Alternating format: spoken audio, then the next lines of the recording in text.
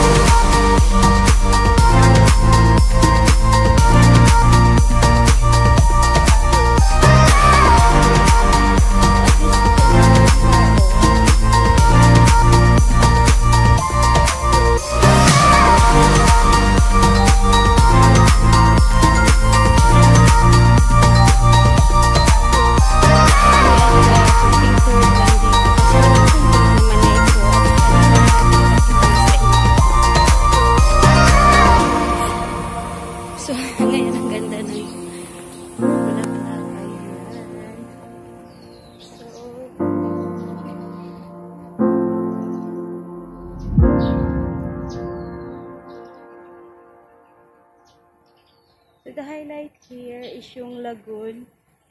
Napakagandang lagoon. So, dito muna ako umauuna sa may back. Sa may back niya. So, may ikot ako papunta doon. So, kita nyo naman